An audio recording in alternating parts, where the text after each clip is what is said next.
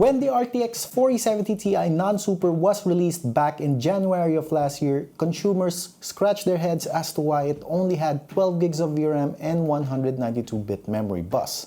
Not to mention the $799 price tag it came with. 1 year later, the RTX 4070 Ti was discontinued and in its place came the RTX 4070 Ti Super with 16 gigs of VRAM and 256-bit memory bus. But still, people are not impressed with this release. And after having 2 weeks to test this card, I have the same sentiments as most of you guys. So today, I'm going to share the results of my benchmarks and give some personal insights on this card and if it's worth your hard-earned doubloons. Oh, and again, this video is going to cover only gaming benchmarks, so if you're looking for productivity numbers, this might not be the video for you. Elevate your typing experience with FirstGR. FirstGR offers a wide array of accessories to personalize your keyboard, from keycaps, switches, and even desk mats. But what really got me intrigued are their keycap designs. We recently got a hold of their Spring T PBT keycaps and this Sunset Gradient PBT keycaps, and they definitely look and feel amazing to type on. The Spring T gives a fresh, clean vibe, while the Sunset Gradient keycaps for some reason gives me the GTA 6 vibes. Choose from over 100 designs on their website. Their keycaps are also compatible with all major mechanical keyboard brands, and the materials they use are top-notch. And to celebrate our partnership, here's a special offer for our viewers. Use our promo code JegsTV to slash 20% off of your purchase. Check their website down in the description. So starting off, this Gigabyte RTX 4070 Ti Super Eagle OC was a review unit sent in by Gigabyte. They also sent in the Aorus RTX 4070 Ti Master to compare it with, which is kinda an overkill in terms of comparing these two models, and you will see why when we get to the benchmarks. The official MSRP of the RTX 4070 Ti Super is $799 US. But let's be real here, you're looking for a needle in a haystack to snag one at that price. Particularly this RTX 4070 Ti Super Eagle retails for around $1,000 here in the Philippines. Nakakalungkot, no? Bruh. Anyways, the Eagle OC is a dual-slot GPU with a tri-fan cooling solution. It's powered by a 16-pin 12-volt high-power cable, to which Gigabyte included an adapter right out of the box.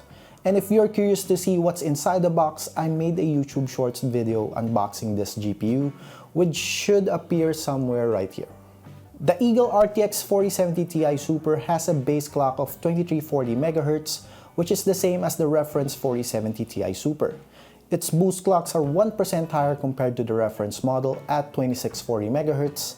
It has 16 gigs of GDDR6 VRAM and 256-bit memory bus, which is an upgrade from the 12GB 192-bit the 4070 Ti had. Now before we get to the gaming benchmarks, here's the test bench and settings we used.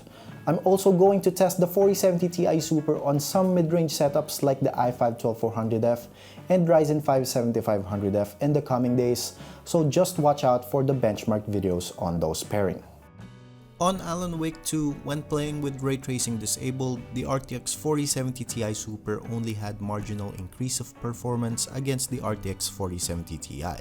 But I do need to mention that the RTX 4070 Ti tested here was an Aorus Master model, and during testing, I noticed it had excellent temperatures, which resulted in higher boost clocks.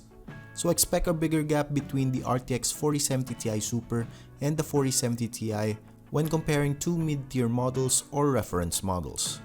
When ray tracing is enabled, the gap between the 4070 Ti and the 4070 Ti Super widened, which is in part because of the larger VRAM and faster memory bus the 4070 Ti Super has. Alan Wake is known to consume a lot of VRAM, so the 16 gigs of VRAM definitely aided the 4070 Ti Super here.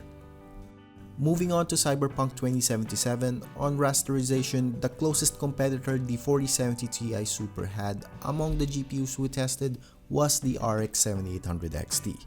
Now you might be wondering why the RX 7900 XT is absent on our testing. It's simply because we don't have one, but we'll definitely get one in the future. Anyways, when ray tracing is enabled, as expected, Radeon cards fall behind while Nvidia cards still manage to get enough playable frames, except on 4K resolution. You might want to enable frame generation and use DLSS to get decent and playable frames when playing on 4K. Running Resident Evil 4 Remake shouldn't be an issue for the 4070 Ti Super, as even on 4K maximum settings with ray tracing enabled, it's averaging well above 60 FPS, which should be more than enough for most gamers. But we do have to mention that the map we tested here was not the best map for testing ray tracing, as it had almost no light rays and reflections for ray tracing to be utilized. The performance should be different on areas where there are a lot of water or light sources, like in Chapter 3 of the game, so take this one with a grain of salt. Star Wars Jedi Survivor was also smooth sailing for the 4070 Ti Super until I tested it on 4K, as even without ray tracing enabled, it only averaged 45 FPS, so you might want to enable DLSS on 4K resolution. Ray tracing numbers were still decent, but on this point onward, I would really suggest using DLSS and maybe enable frame generation for additional FPS. And as a quick reminder, all of our tests always use the highest settings to stress out the components as much as possible for benchmark purposes. So obviously, lowering down some settings will definitely yield higher numbers. On to another classic game, The Witcher 3. The 4070 Ti Super had no problems running the game on 1080p and 1440p. But on 4K, the 4070 Ti Super started to struggle as it failed to at least average 60 FPS. The struggle continued when ray tracing was enabled, as even on 1080p, the 4070 Ti Super only averaged 75 FPS without any upscaling and frame generation. So don't expect to run this game with playable frames on 4K with ray tracing without enabling frame generation and DLSS, because without these features, it only produced 27 FPS on average. Here's the remaining results of our raster test. We tested a total of 15 games, including the 5 games mentioned earlier.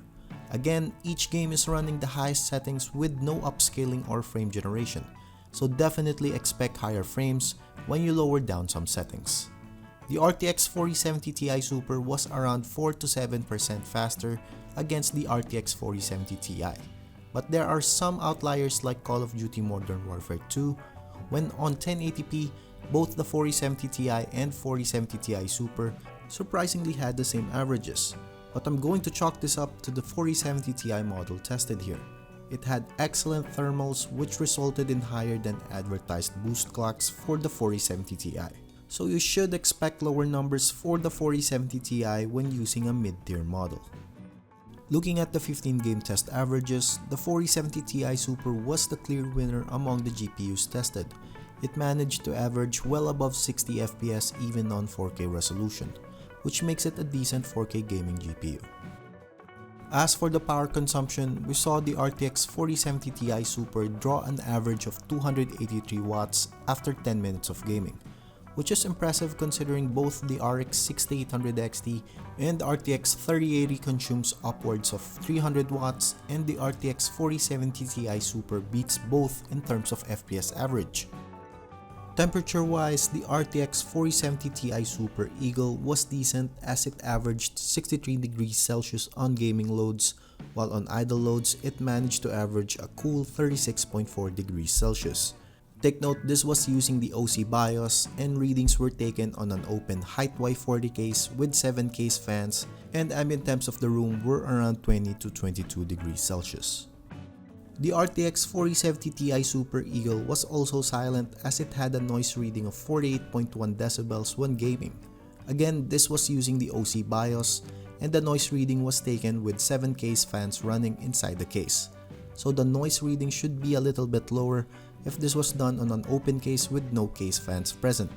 And for reference, the typical whisper is registered at around 30 decibels, while a typical conversation is registered at around 60 decibels. When talking about price to raster performance, among the 7 GPUs tested here, the RX 7800 XT had the best value, followed by the RX 6800 XT, and then the RTX 4070 Super. The RTX 4070 Ti Super was second worst in terms of price to performance. But when ray tracing performance is considered, the RTX 4070 Ti Super slightly improved in terms of value when compared among the GPUs tested here. All prices were taken from Amazon and they were the cheapest prices available on stock. In terms of FPS per watt, the RTX 4070 Super was leading the pack, followed by the RTX 4070 Ti, while the RTX 4070 Ti Super ranked 4th in terms of FPS per watt among the GPUs we tested, which is still commendable. So is the RTX 4070 Ti Super a worthy purchase? I'm having a hard time recommending this card, to be honest. As of writing this, the RTX 4070 Ti Super is about 33% more expensive compared to the RTX 4070 Super, but in terms of performance, you're only seeing around 20% of performance uplift between these two cards, which is bad in terms of value. And after seeing how the RX 7800 XT performed against the RTX 4070 Ti Super, I have no doubt the RX 7900 XT will be outperforming the 4070 Ti Super, at least in terms of raw raster. And you can buy an RX 7900 XT for around $700 US, which is $100 cheaper against the 4070 Ti Super. So yeah, I see no point in buying this unless you're targeting better ray tracing performance. But to give credit to where it's due, Nvidia was heading towards the right direction when they added the extra VRAM, memory bandwidth, and CUDA cores to the RTX 4070 Ti at no extra cost. But still, it's too expensive in my opinion. I feel like the RTX 4070 Ti Super is stuck between being nowhere near cheap to become a budget or mid-range option and is too expensive but not that fast to become a solid high-end card. If you want better cost-efficient options at around the $500 to $700 price range, there's the RTX 4070 Super, the RX 7800 XT, and the RX 7900 XT, all of which will give you better value compared to the RTX 4070 Ti Super. So for now, I'm not going to recommend buying this card. So that's it for our review of the RTX 4070 Ti Super. Let me know your opinion about this card down below. We know our review of this card came in very late. I had to do a lot of GPU retesting for this review, and I'm a one-man crew in doing this, so please understand. Again, special thanks to Gigabyte for sending this review unit. They had no influence in the script writing, editing, and results of the video. So if you like the video, show your support by liking it as it helps us in the algorithm. Subscribe to the channel if you haven't, and see you on the next video. Cut mo muna. Tingnan natin yung result. Hindi nga.